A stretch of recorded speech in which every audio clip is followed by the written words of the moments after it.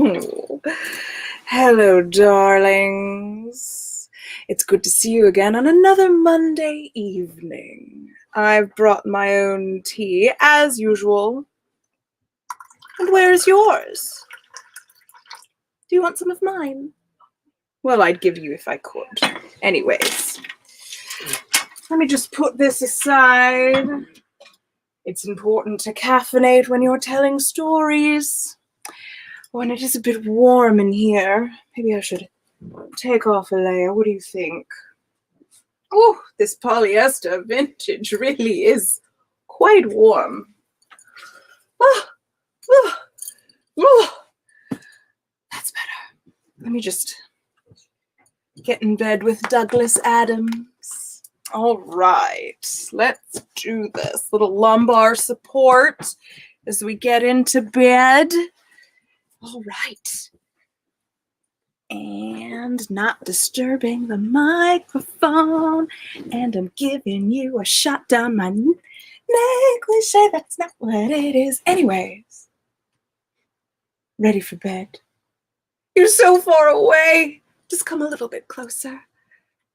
That's better. Thank you. I feel like we're really connecting now. All right, darlings. How have you been? Hello, Reverend Tommy. Hello, Sally. Hello, Johnny O Twitch. Hello, Marklemose. I would like to take this moment to thank my operators this evening, the Mayor of Austintown and Madame Onsa. Bye, operators. They've snuck away like thieves. And a special thanks out to Reverend Tommy for sending that fine mead. I'm very excited. I don't actually drink mead, but I'll try it because you sent it and I like you. All right, darlings, have you got your sleepwear necklaces on? Have you got your reading material for the evening? Can you hear me all right out there in internet land? I've missed you. It's been such a week. All right. What have I done this week? Well, I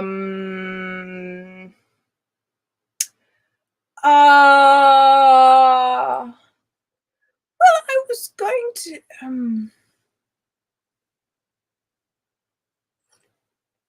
frankly, I cannot recall. Oh, that's right.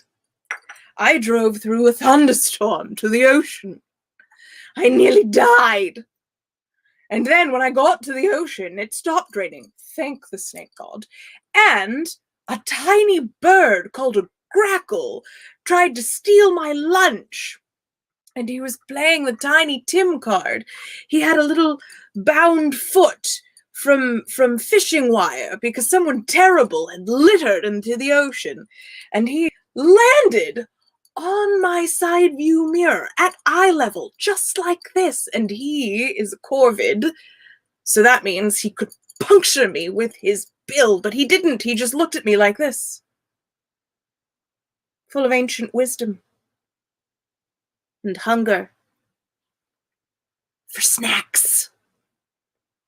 I have to admit, I gave him snacks. I did give up a lot of bread to that sad Tiny Tim looking bird that was benevolently threatening me from eye level.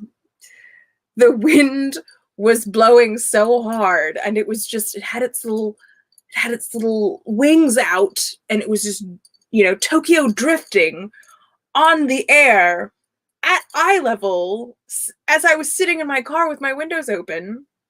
I was quite worried, actually, that it was just going to gust it into my Honda Fit, and there would be a very upset, very sharp and dangerous corvid just freaking out, and I would lose both of my eyes and perhaps some of my fingers, and there would be much screaming, and then I wouldn't be able to read you stories.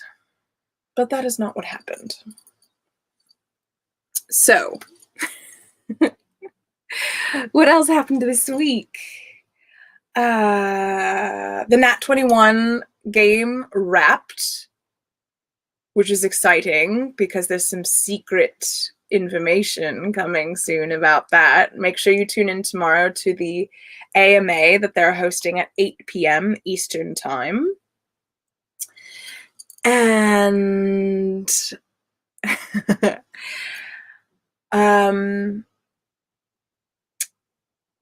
there wasn't a whole lot else. I feel like, as with most things this year, I had all sorts of ideas about how the week was going to go and all of the things that I was going to accomplish. And then I just watched all of season 1 of Agent Carter. Oh, it was a full moon. Full moon was yesterday. Full moon in Libra. I don't know if you get down with the woo-woo, but I certainly do, which is why I'm wearing my moonstone today. And this is a good time to remind you that all of the shows have a mailbag, and the mailbag for my show welcomes your shitty science fiction, your / fan fiction, loungewear and sleepwear, and any other kind of missive or love note you'd like to send me. So that is the address for the mailbag. Please, please, don't be shy. But now it is time for the Hitchhiker's Guide, because I don't know if you recall, but I'm very excited about what's about to happen. Arthur and Ford have just been shot out of an airlock of a Vogon constructor fleet ship. And the Heart of Gold, the ship that looks like a running shoe and runs off of an improbability drive, has been stolen by the president of the galaxy, Zaphod Beeblebrox. So, I will open my book, because I know where I was, because I got in the mailbag last week. I got this from Todd Gardner, a bookmark, so that in the past, present, or future, I'll always know where I am. All right, darlings. Are you prepared?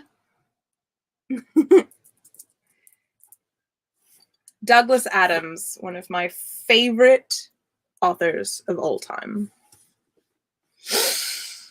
Get yourself a cuppa, lubricate the pipes.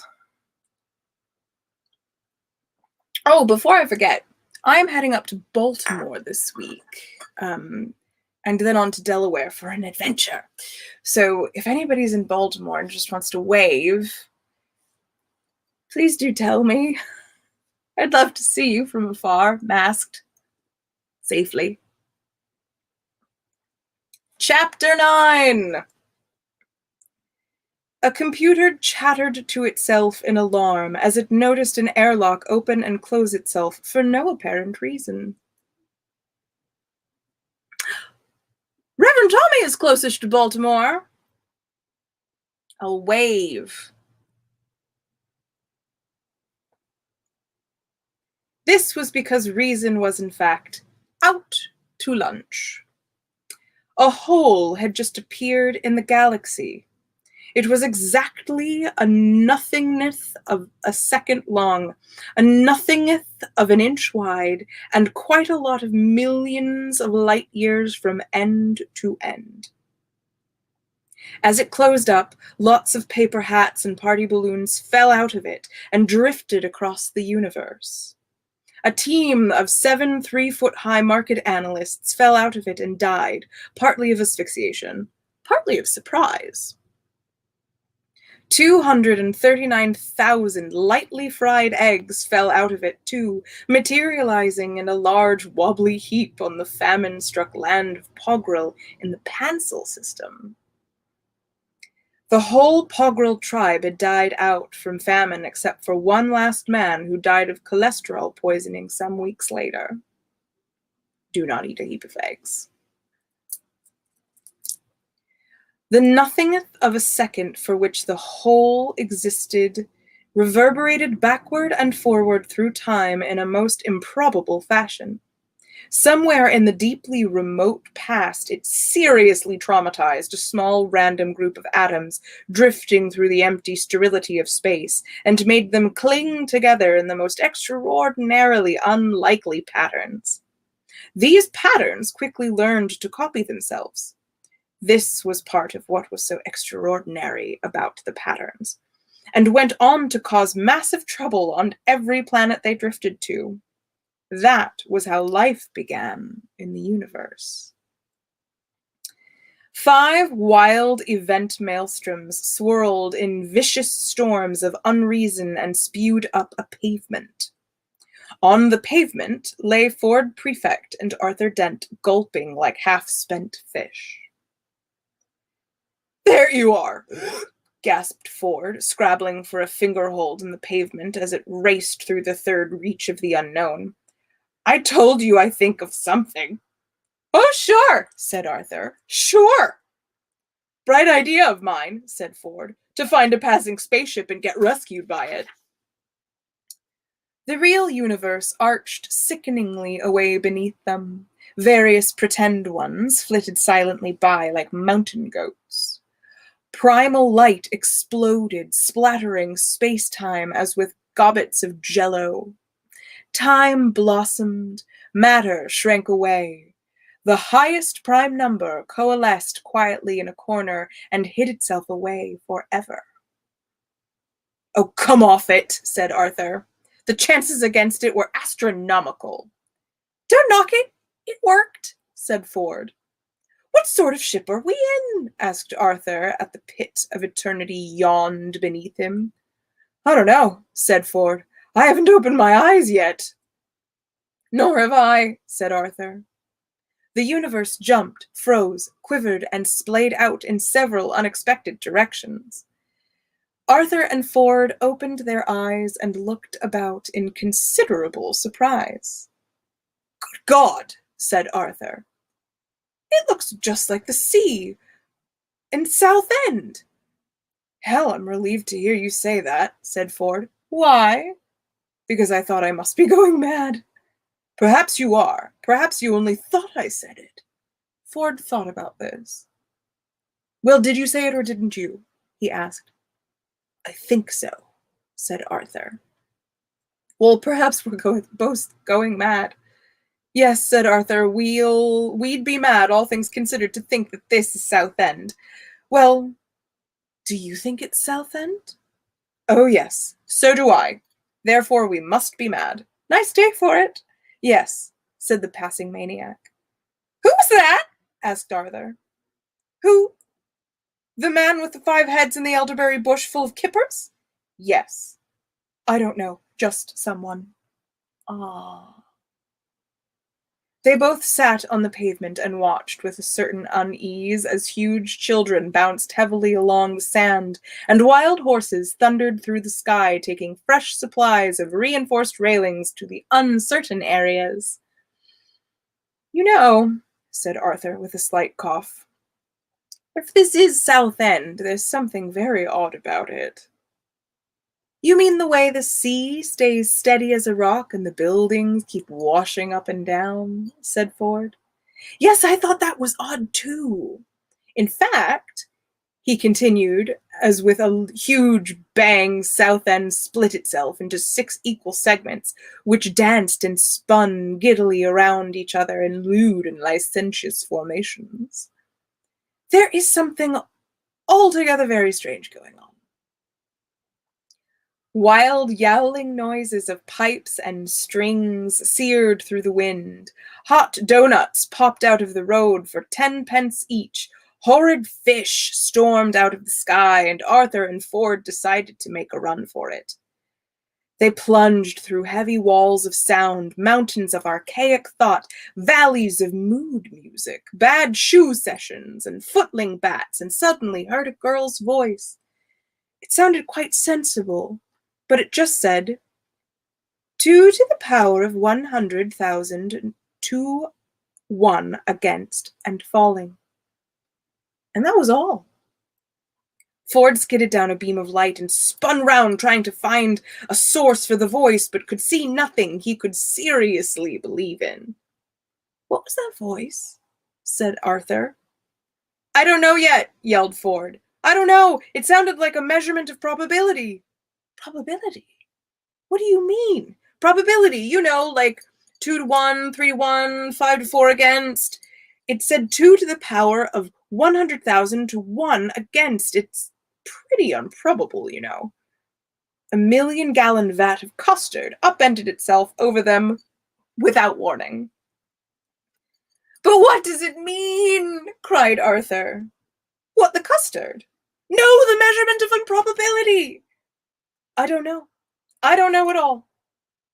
I think we're in some kind of spaceship. I can only assume, said Arthur, that this is not the first-class compartment. Bulges appeared in the fabric of space-time. Great, ugly bulges.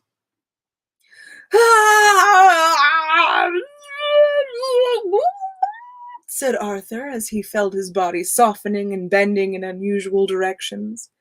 Southend seems to be melting away. The stars are swirling. A dust bowl. My legs are drifting off into the sunset. My arms come off too, and frightening thought struck him. Hell, he said. How am I going to operate my digital watch now? He wound his eyes desperately around in Ford's direction.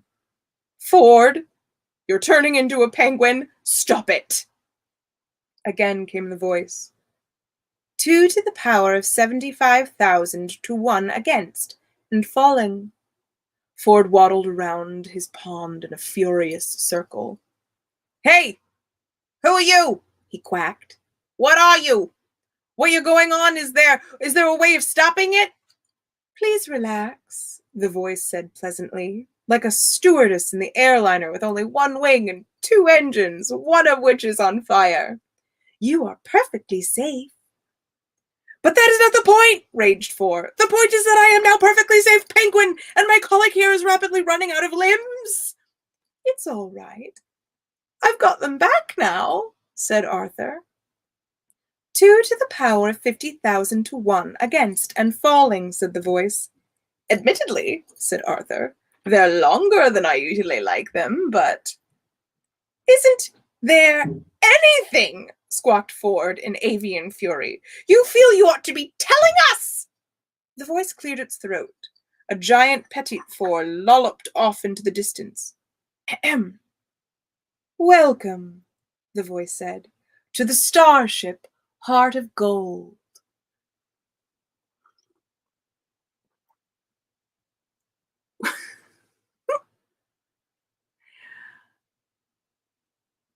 I'm reading the comments, darlings. Battle of the Bards, Battle of the Bands. Each group can use one of many new names. So many new band names. So many new band names. Also, I'm pretty sure that Douglas Adams did acid and then wrote this chapter. And this was written in the 70s, so that was 1970s style acid. Just saying. Let's check.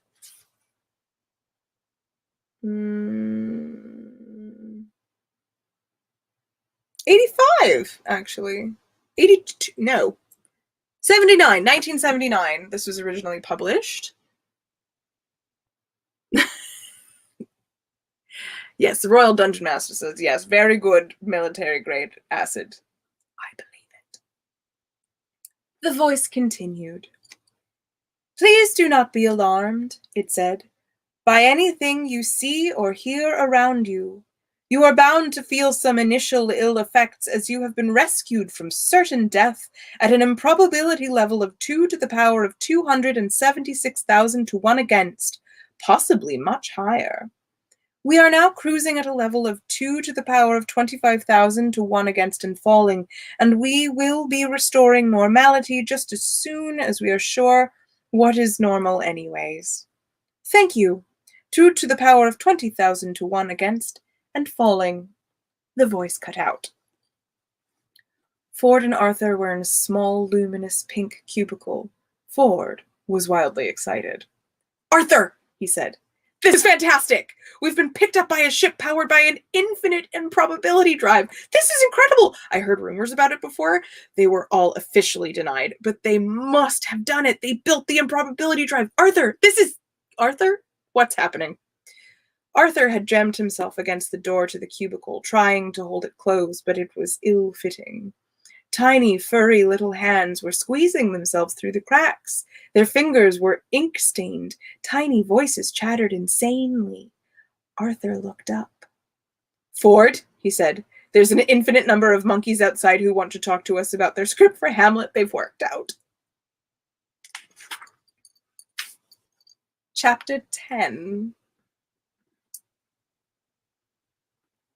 The infinite improbability drive is a wonderful new method of crossing vast interstellar distances in a mere nothing of a second, without all that tedious mucking about with hyperspace. It was discovered by lucky chance and then developed into a governable form of propulsion by the Galactic Government's research team on Damagran. This, briefly, is the story of its discovery. The principle of generating small amounts of finite improbability by simply hooking the logic circuits of a Bambleweenie 57 Mason brain to an atomic vector plotter suspended in a strong Brownian motion producer, say, a nice cup of hot tea,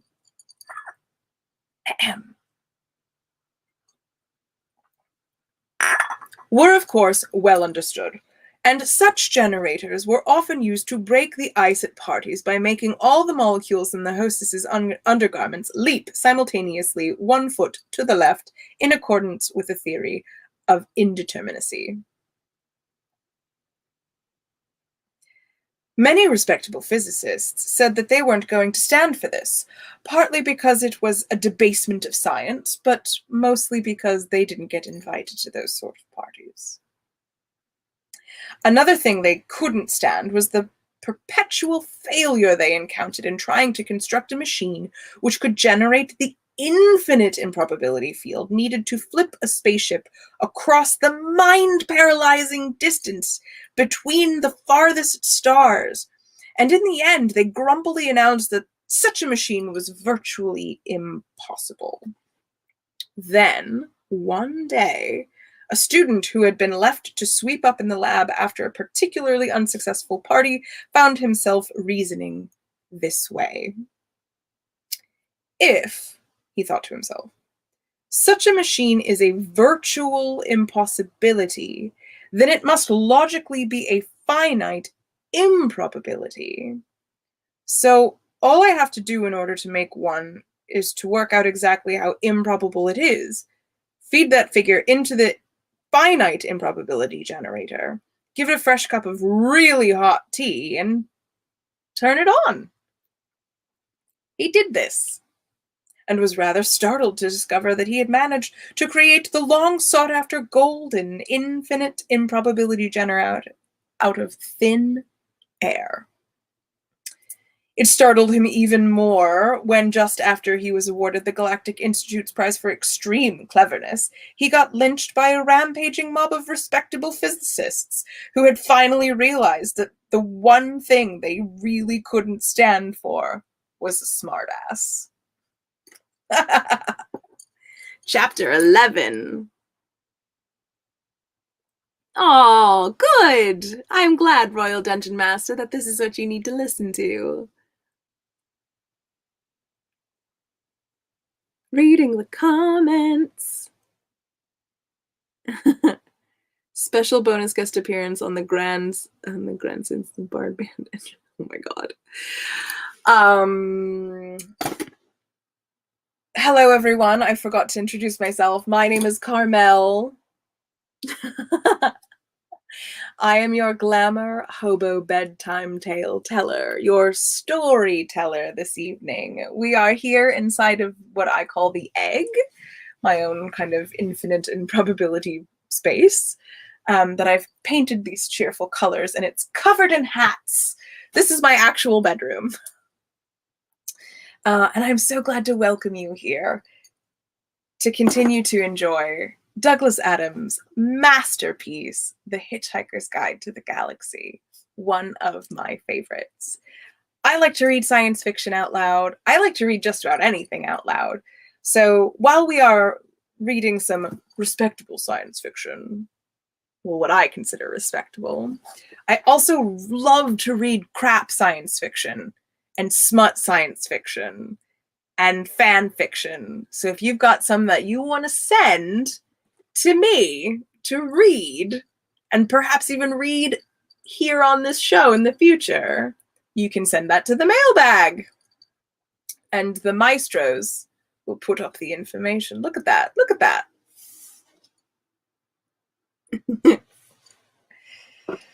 All right, chapter 11. We're learning about math, but in a fun way. The improbability-proof control cabin of the Heart of Gold looked like a perfectly conventional spaceship, except that it was perfectly clean because it was so new. Some of the control seats hadn't had the plastic wrapping taken off yet. The cabin was mostly white, oblong, and about the size of a smallish restaurant. In fact, it wasn't perfectly oblong. The two long walls were raked around in a slightly parallel curve, and all the angles and corners of the cabin were contoured in excitingly chunky shapes. The truth of the matter is that it would have been a great deal simpler and more practical to build the cabin as an ordinary three-dimensional oblong room, but then the designers would have got miserable.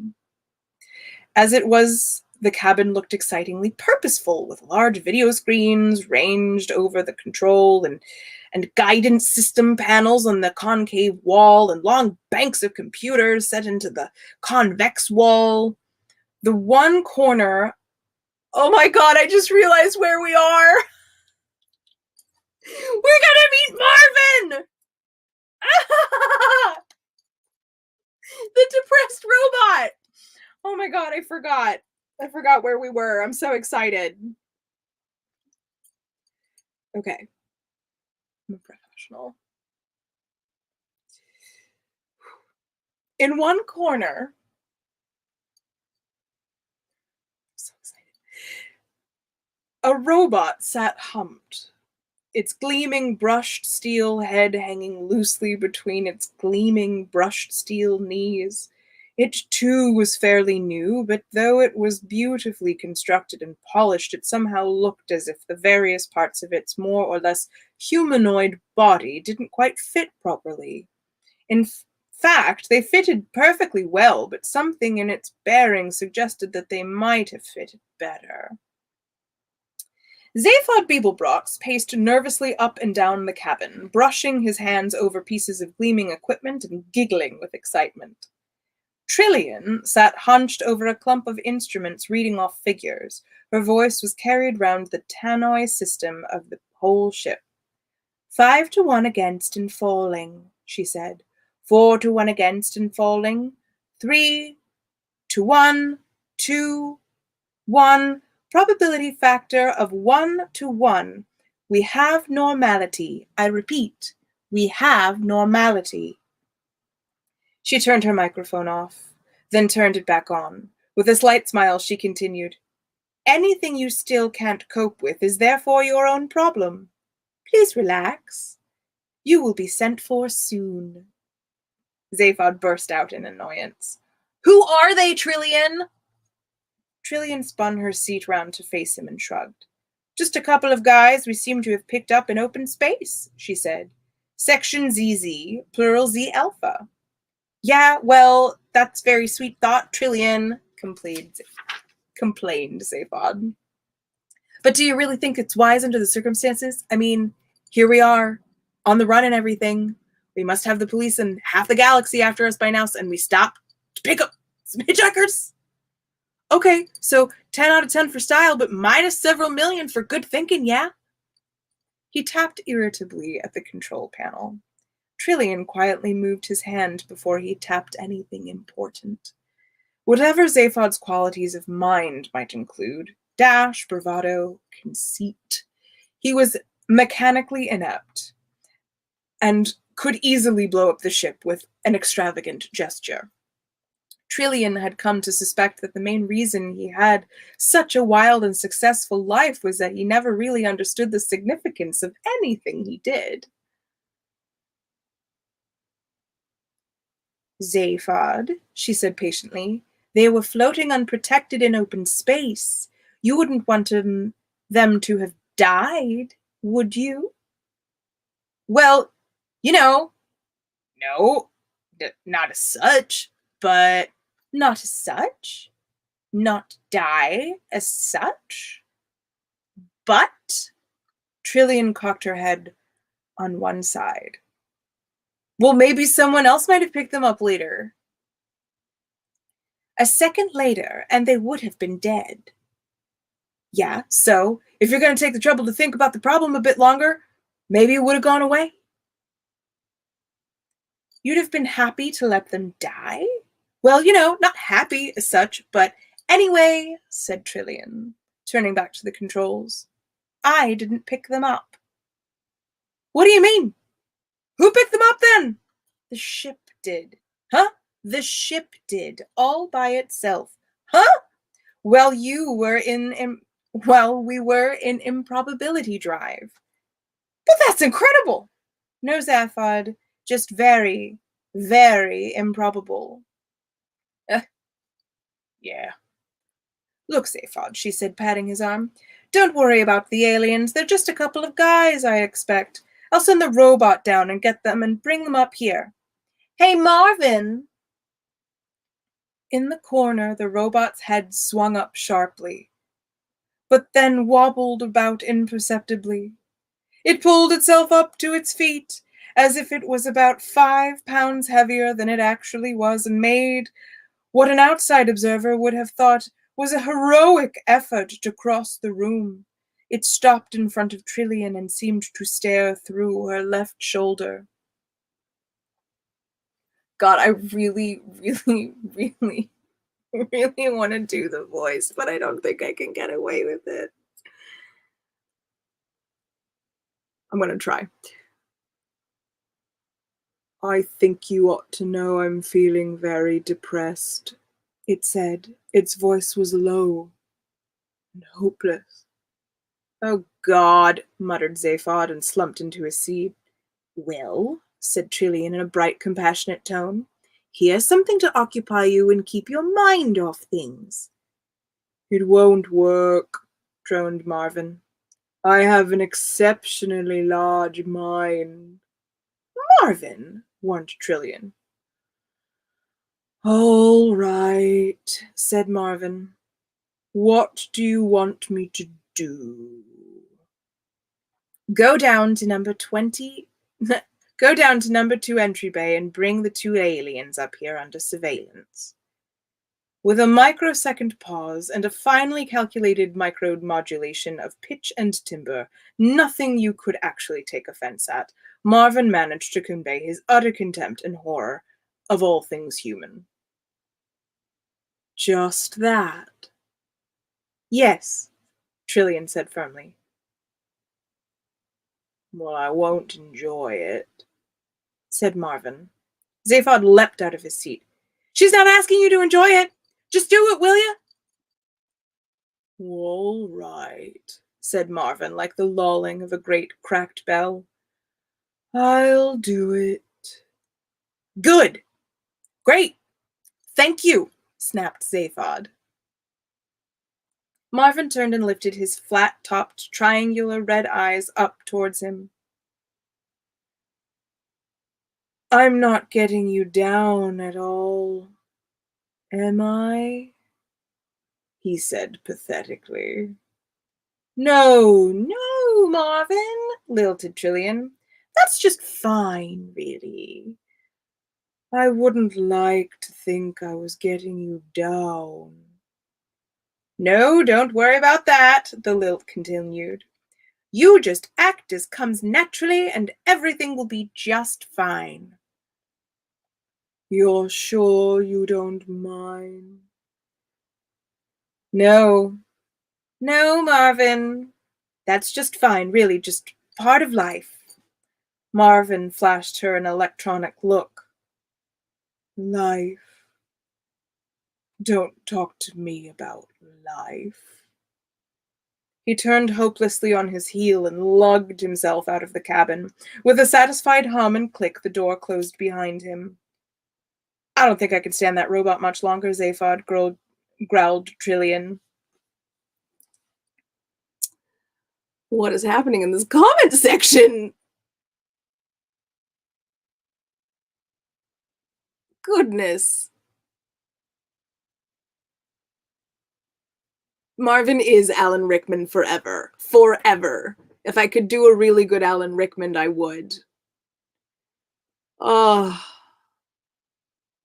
Thank you, though.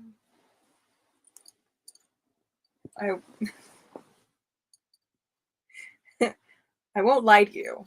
He's slightly based off of Alan Rickman, and he's slightly based off of an old boyfriend. The Encyclopedia Galactica defines a robot as a mechanical apparatus designed to do the work of a man. The marketing division of the Sirius Cybernetics Corporation defined a robot as your plastic pal who's fun to be with. The Hitchhiker's Guide to the Galaxy defines the marketing division of the Sirius Cybernetics Corporation as a bunch of mindless jerks who'll be the first against the wall when the revolution comes, with a footnote to the effect that the editors would welcome applications from anyone interested in taking over the post of robotics correspondent. Curiously enough, an edition of the Encyclopedia Galactica that had the good fortune to fall through a time warp from 1,000 years in the future defined the marketing division of the Sirius Cybernetics Corporation as, quote, a bunch of mindless jerks who were the first against the wall when the revolution came, unquote. That was such a sick burn that I'm going to need a bit of help with that. I just need something like, was that a banana?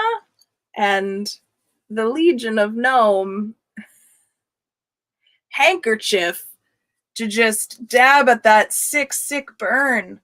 Ooh. Ooh. It's a little hot from that burn. And so it's a good thing that we got these from Reverend Tommy.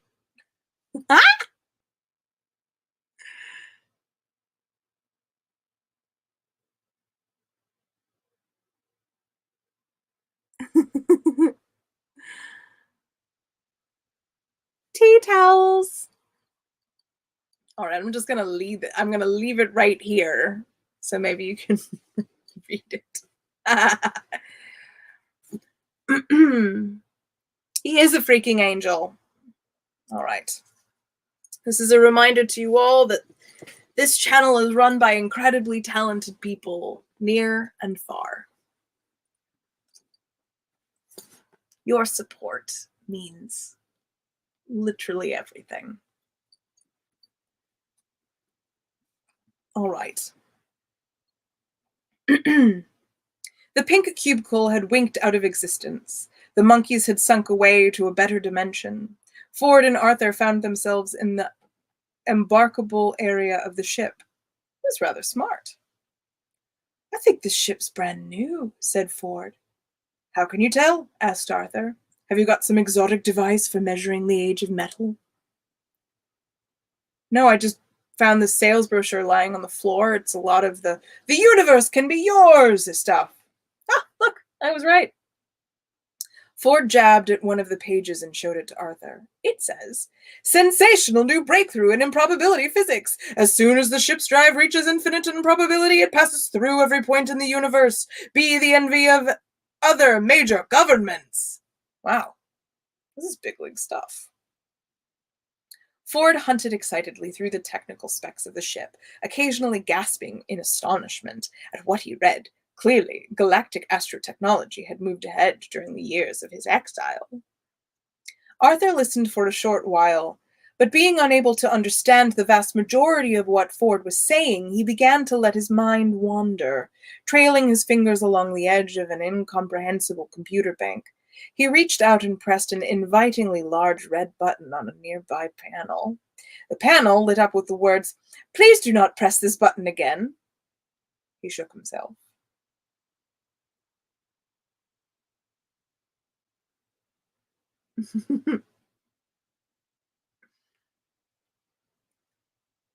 "Listen," said Ford, who was still engrossed in the sales brochure. "They make a big thing of this ship's cybernetics. A new a new generation of Sirius Cybernetics Corporation robots and computers with a new GPP feature." GPP feature, said Arthur. What's that? Oh, it says genuine people personalities. Oh, oh, sounds ghastly. The voice behind them said, "It is." The voice was low and hopeless and accompanied by a slight clanking sound. They spun around and saw an abject steel man standing hunched in the doorway. "What?" they said. "Ghastly," continued Marvin. "It all is. Absolutely ghastly. Just don't even talk about it. Look at this door," he said, stepping through it. The irony circuits cut into his voice modulator as he mimicked the style of the sales brochure. All the doors in this spaceship have a cheerful and sunny disposition. It is their pleasure to open for you, and their satisfaction to close again with the knowledge of a job well done." As the door closed behind them, it became apparent that it did indeed have a satisfied, sigh-like quality to it.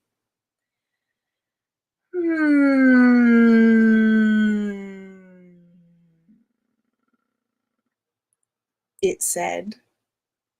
"Douglas Adams, you perv." Marvin regarded it with cold loathing, while his logic circuits chattered with disgust and tinkered with the concept of directing physical violence against it. Further circuits cut in to say, "Why bother? What's the point? Nothing is worth getting involved in." Further circuits amused themselves by analyzing the molecular components of the door and of the humanoid's brain cells. For a quick encore, they measured the level of hydrogen emissions in the surrounding cubic space, and shut down again in boredom. A spasm of despair shook the robot's body as he turned. "Come on," he droned. "I've been ordered to take you down to the bridge. Here I am, brain the size of a planet, and they ask me to take you down to the bridge. Call that job satisfaction? 'Cause I don't." He turned and walked back to the hated door. Excuse me," Ford said, following after him. "Which government owns this ship?" Marvin ignored him. "You watch the door," he muttered. "It's about to open again. I can tell by the intolerable air of smugness it generally generates." With an ingratiating little whine, the door slid open again and Marvin stomped through. "Ooh." "Come on." The others followed quickly and the door slid back into place with the pleased little clicks and whirs.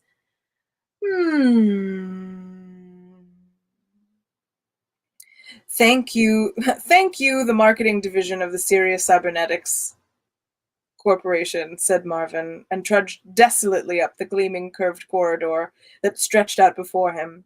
"Let's build robots with genuine people personalities," they said. "They tried it out on me. I'm a personality prototype. You can tell, can't you?" Ford and Arthur muttered embarrassed little disclaimers. "No, of course not. It's not obvious." "I hate that door," continued Marvin. "I'm not getting you down at all, am I?" "Which government?" started Ford again. "No government owns it," snapped the robot. "It's been stolen." "Stolen? Stolen? By whom?" "Zaphod Beeblebrox." Something extraordinary happened to Ford's face. At least 5 entirely separate and distinct expressions of shock and amazement piled up on it in a jumbled mess. His left leg, which was in mid-stride, seemed to have difficulty in finding the floor again. He stared at the robot and tried to disentangle some dartoid muscles. "Stefan, Beeblebrox?" he said weakly. "Sorry. Did I say something wrong?"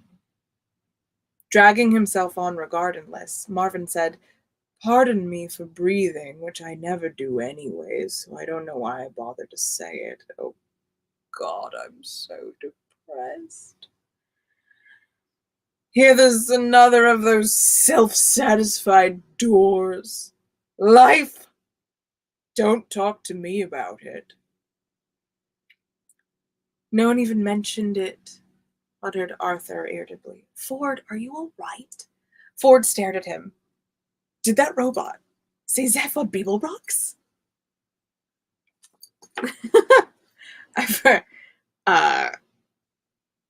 I forgot about the fact that Zaphod and Ford are related. God, I love rereading this book. Brain the size of a planet. Reading the comments, darlings. Oh.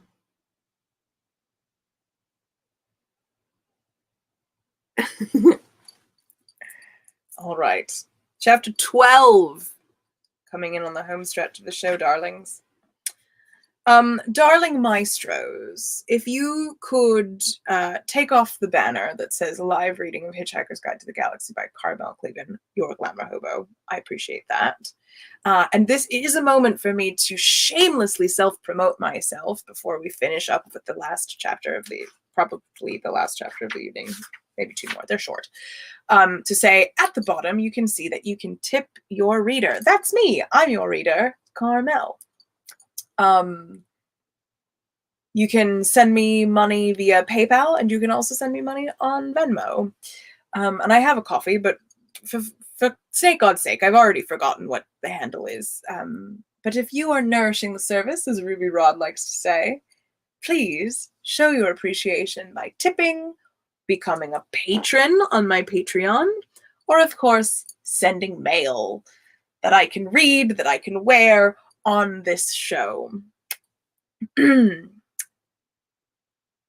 And before I do the last thing, I'll say, Maestro, if you could throw up my Spotify overlay.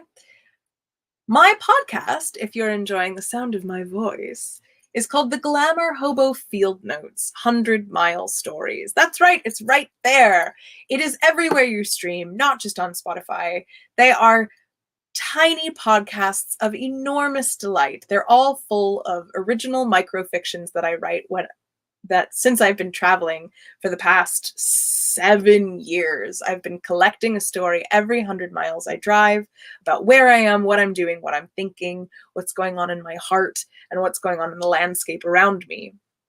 So there are now 2 seasons out, and the episodes run about 5 minutes or 6 minutes a piece. They're very tiny and deliciously sized, and they are curated to a theme. So darlings, go out and get yourself some GlamourHobo Field Notes on everywhere that you stream podcasts. Maestro, drop that overlay.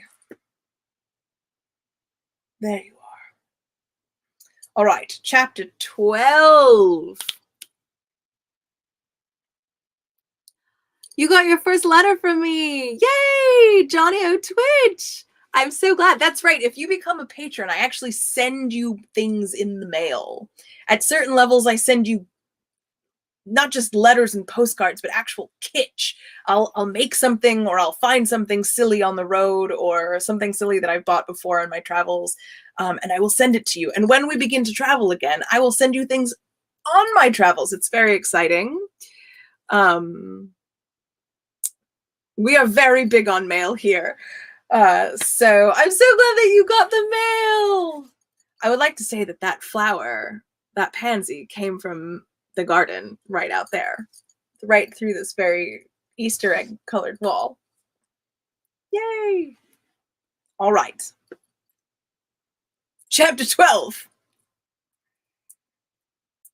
A loud clatter of gunk music flooded through the Heart of Gold cabin as Zaphod searched the sub-ether radio waves for news of himself. The machine was rather difficult to operate. For years, radios had been operated by means of pressing buttons and turning dials. Then, as the technology became more sophisticated, the controls were made touch-sensitive. You merely had to brush the panels with your fingers. Now all you had to do was wave your hand in the general direction of the components and hope. It saved a lot of muscular expenditure, of course, but meant that you had to sit infuriatingly still if you wanted to keep listening to the same program. That's dumb. Zaphod waved a hand, and the channel switched again. More gunk music, but this time it was a background to a news announcement. The news was always heavily edited to fit the rhythms of the music. And news reports brought to you here on the sub-ether wave band, broadcasting around the galaxy around the clock, squawked a voice, and we'll be saying a big hello to all the intelligent life forms everywhere, and to everyone else out there. The secret is to bang rocks together, guys. And of course, the big news story tonight is the sensational theft of the new improbability drive prototype ship that none other than Galactic President Zaphod Beeblebrox. And the question everyone's asking is, has the Big Z finally flipped? Beeblebrox, the man who invented the Pangalactic Gargle Blaster, ex-confidence trickster, once described by eccentric Gollum Bits as the best bang since the big one, and recently voted the worst-dressed sentient being in the known universe for the 7th time. Has he got the answers this time? We asked his private brain care specialist, Gag Helfront. I just need to take a moment and put a pin in the phrase, the best bang since the big one.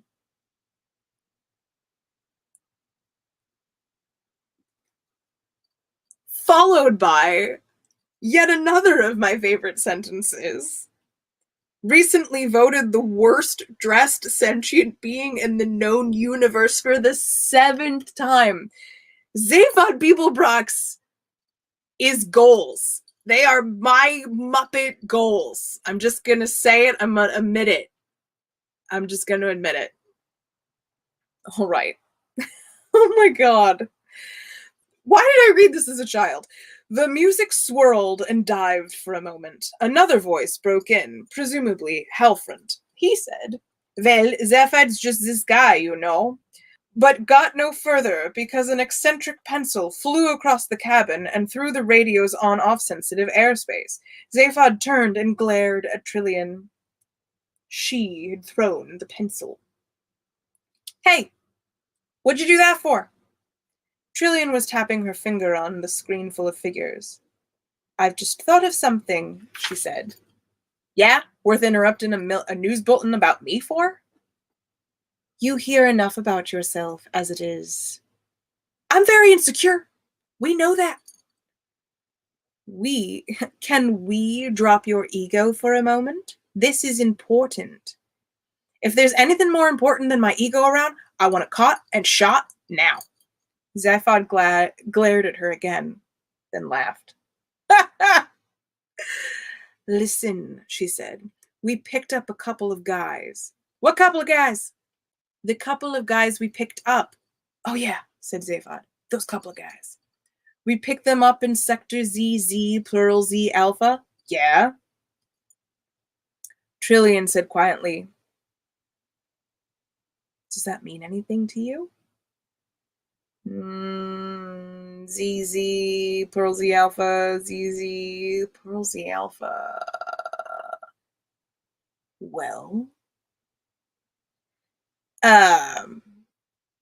What does the Z mean? Which one? Anyone? One of the major difficulties Trillian experienced in her relation with Zaphod was learning to distinguish between him pretending to be stupid just to get people off their guard, pretending to be stupid because he couldn't be bothered to think and wanted someone else to do it for him, pretending to be outrageously stupid to hide the fact that he actually didn't understand what was going on, and really being genuinely stupid. He was renowned for being amazingly clever, and quite clearly was so, but not all the time, which obviously worried him, hence the act. He preferred people to be puzzled rather than contemptuous. Ah, God, that hurts me in my feels. I feel that so hard. Damn it, Douglas Adams! How dare you notice that about me?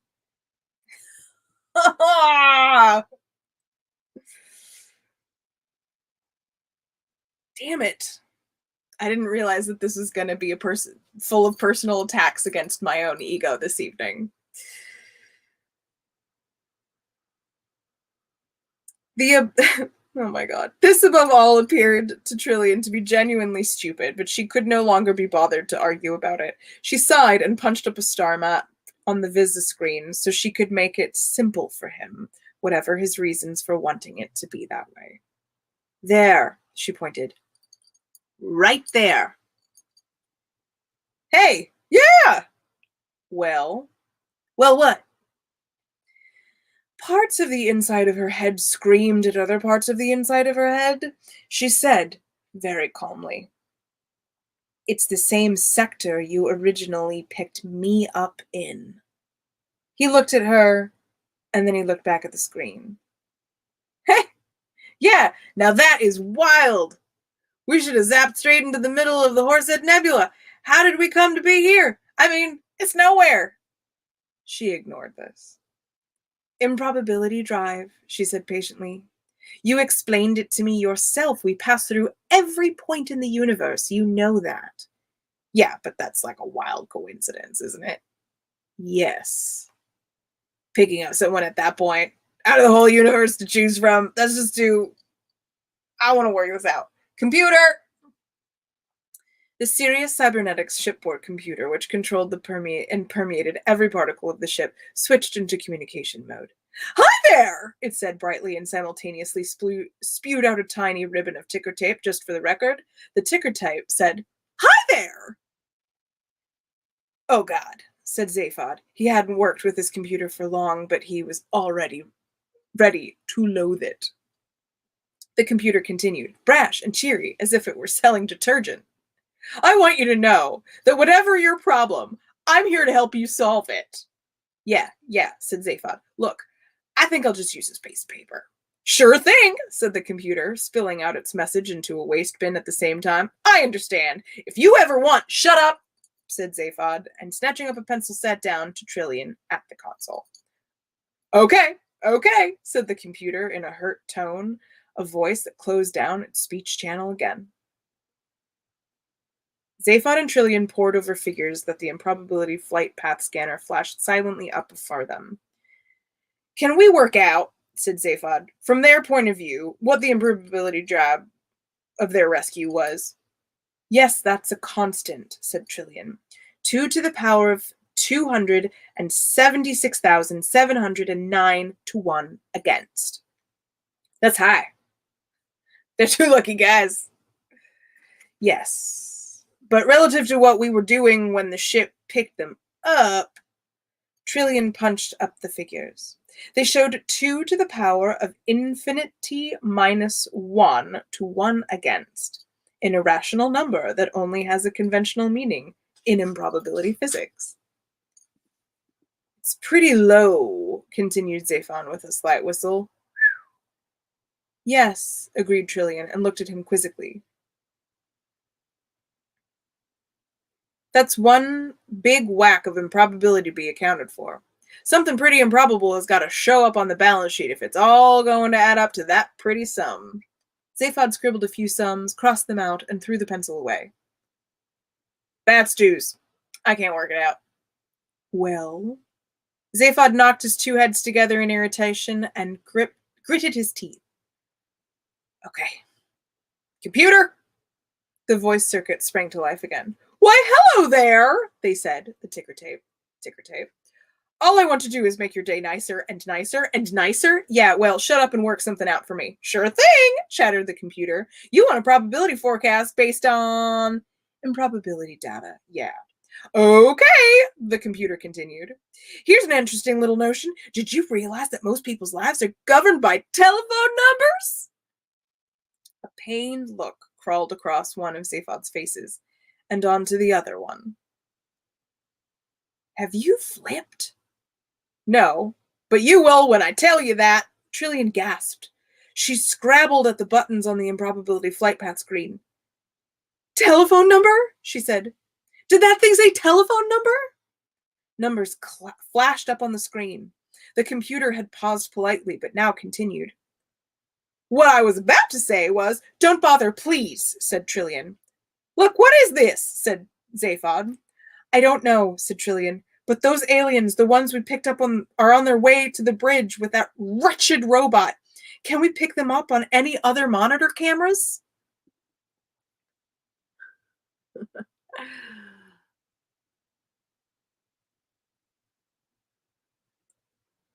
All right. How long is this next one? I think I can. One more chapter. One more short little chapter.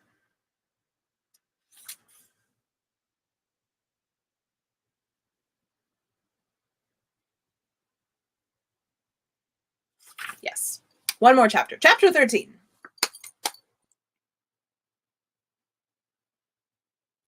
Marvin trudged on down the corridor, still moaning.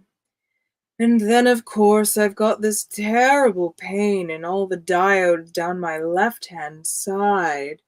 No, said Arthur grimly as he walked along beside him. Really?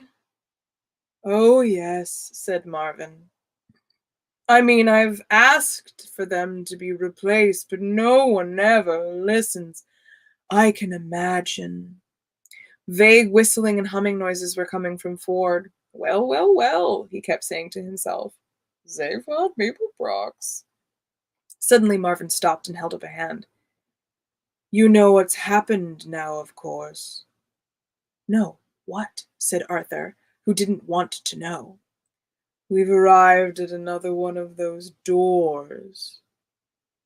There was a sliding door let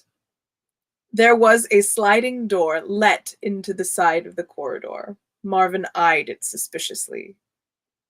Well, said Ford impatiently, do we go through? Do we go through? Mimicked Marvin. Yes, this is the entrance to the bridge. I was told to take you to the bridge. Probably the highest demand that will be made on my intellectual capacities today, I shouldn't wonder. Slowly, with great self-loathing, he stepped towards the door like a hunter stalking his prey. Suddenly, it slid open. Thank you, it said, for making a simple door. Very happy. Deep in Marvin's thorax, gears ground. Funny, he intoned funereally. How just when you think life can't possibly get any worse, it suddenly does. He's like the Pooh Bear of the robot world. Oh, bother. He heaved himself through the door and left Ford and Arthur staring into each other's shrugged, and they shrugged their shoulders. From inside, they heard Marvin's voice again. I suppose you'll want to see the aliens now, he said. Do you want me to sit in the corner and rust, or just fall apart where I'm standing? Yeah, just show him in, would you, Marvin? Came another voice. Arthur looked at Ford and was astonished to see him laughing. What? Shh, said Ford. Come on in. He stepped through into the bridge. Arthur followed him in nervously and was astonished to see a man lolling back in a chair with his feet on a control console, picking his teeth with his right head. Picking the teeth in his right hand head with his left hand. The right-hand head seemed to be thoroughly preoccupied with this task, but the left-hand one was grinning a broad, relaxed, nonchalant grin. The number of things that Arthur couldn't believe he was seeing was fairly large. His jaw flopped about at loose ends for a while. Ooh. The peculiar man waved a lazy wave at Ford, and with an appalling affection of nonchalance said, "Ford, hi, how are ya? Glad you could drop in." Ford was not going to be outcooled. "Zaphod, great to see you. You're looking well. The extra arm suits you. Nice ship you've stolen." Arthur goggled at him. "You mean you know this guy?" waving a wild finger at Zaphod. "Know him?" exclaimed Ford. "He's—" and paused and decided to do the introductions the other way around. "Oh, Zaphod, this is a friend of mine, Arthur Dent. I saved him on the planet blew up." "Oh, sure," said Zaphod. "Hi, Arthur. Glad you could make it." His right-hand head looked around casually, said hi, and went back to waving, having its teeth picked. Ford carried on, "And Arthur," he said, "this is my semi-cousin, Zaphod Beebe. We've met. When you're cruising down the road in the fast lane and you lazily sail past a few hard-driving cars and are feeling pretty pleased with yourself and then accidentally change down from fourth to first instead of third, thus making your engine leap out of your hood and rather an ugly mess, it tends to throw you off your stride in much the same way that this remark threw Ford Prefect off of his. What? I said, we've met." Zaphod gave an awkward start of surprise and jabbed his gums sharply. I mean. Ford rounded on Arthur with an angry flash in his eyes. Now he felt he was back on home ground, and he suddenly began to resent having lumbered himself with this ignorant primitive who knew as much about the affairs of the galaxy as an Ilford-based gnat knew about life in Peking. "What do you mean you've met?" he demanded. "This is Zaphod Beetlebrax from Betelgeuse 5. You know, not bloody Martin Smith from Croydon." "I don't care," said Arthur coldly. "We've met, haven't we, Zaphod Beetlebrax? Or should I say, Phil?" "What?" shouted Ford. "You'll have to remind me. I'm terrible memory for species." "I was at a party," pursued Arthur. "Yeah, well, I doubt that." "Cool it, will you, Arthur?" said Ford. Arthur would not be deterred. "A party, 6 months ago, on Earth, England." Zaphod shook his head with a tight-lipped smile. "London? Islington?" "Oh," Zaphod said with a guilty star. "That party." This wasn't fair on Ford at all. He looked backward and forward between Arthur and Zaphod. "What?" he said to Zaphod. "You don't mean to say you've been on that miserable little planet as well, do you?" "No, of course not," said Zaphod breezily. "Well, I may have just dropped in briefly, on my way to somewhere. But I was stuck there for 15 years. "Well, I didn't know that, did I?" "But you were going there? Look about, He gate crashed a party," said Arthur, trembling with anger. "A fancy dress party." "It would have to be, wouldn't it?" said Ford. "At this party," persisted Arthur, "was a girl. Oh, well, look, it doesn't matter now. The whole place has gone up in smoke anyways." "I wish you'd stop sulking about that bloody planet," said Ford. "Who was the lady?" "Oh, just somebody." "Well, all right. I wasn't doing very well with her. I'd been trying all evening. Hell, she was something, though. Beautiful, charming, devastatingly intelligent. At least I'd got her to myself for a bit and was plying her with a bit of talk when this friend of yours barges up and says, 'Hey, doll, this guy boring you? Why don't you talk to me instead? I'm from a different planet.'" And I never saw her again. "Zaphod!" exclaimed Ford. "Yes," said Arthur, glaring at him and trying not to feel foolish. He only had the 2 arms and the 1 head, and he was calling himself Phil, but you must admit he did turn out to be from another planet," said Trillian. wandering into sight at the other edge of the bridge.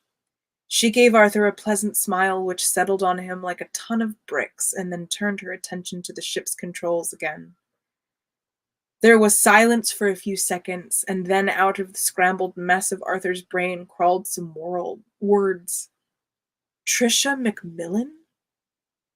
What are you doing here? Same as you, she said. I hitched a lift. After all, with a degree in math and another in astrophysics, what else was there to do? I was either that or the dole queue again on Monday. Infinity minus 1, chattered the computer. Improbability sum now complete. Zaphod looked about him, at Ford, at Arthur, and then at Trillian. Trillian, he said. Is this sort of thing going to happen every time we use the improbability drive? Very probably, I'm afraid, she said. And that is it for the night.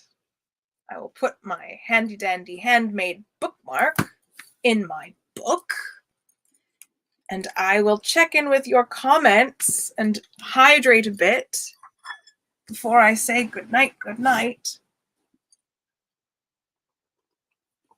Oh, Reverend Tommy just followed my podcast on Spotify. Thank you so much. Yes, Marvin is absolutely the Eeyore of space. I'm convinced. I wouldn't hug him. He's very clunky, very cold. Although the BBC version of Marvin was very like squarish and like man-shaped, like I am a robot. And the movie version that Alan Rickman played of Marvin was kind of like a chibi Marvin, if you think about it, because there's a small body and this huge head for his planet-sized brain. And I would hug that Marvin. It would be difficult, but I would want to, because he's just brilliant. He's brilliant, and I love him. I liked that movie personally. I know some people had issues with it, but it was joyful. It was absolutely joyful. So again, I would like to say, darlings, thank you for coming with me and climbing into bed with me for this evening's Hitchhiker's Guide to the Galaxy by Douglas Adams. Remember, don't panic. And I'd like to thank Reverend Tommy for sending these little tea towel handkerchiefs so that we can wipe off the sweat of those sick burns that Douglas Adams wrote into the language of his book. I would like to remind you that this is really not even the start of the week, but I'm only day 2 of 5 straight days of programming on this channel. Tomorrow is an Ask Me Anything session with the crew from the game and myself, for reasons that you will find out tomorrow. A very big announcement. Wednesday is Tarot with Madame Onsa. Thursday is the Gothic horror game. No, they just wrapped that. There's another game. It's either Gothic horror or some psyops. Other kind of gaming. I'm so bad. I wish I knew. I thought it was Gothic horror gaming night. And then we just have 2 days off and we start all over again. Dear ones, the weather is changing. The moon is full. The people who populate this channel are beginning to go back to work out in the world.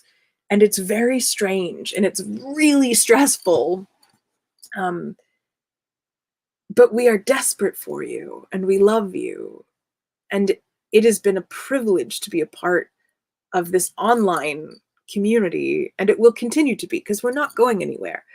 But we are adding and not subtracting, which for the first time in a year seems really hopeful.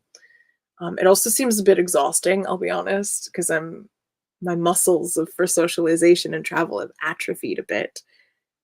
But I cannot wait to get back in that kind of shape, and I cannot wait to see you in person.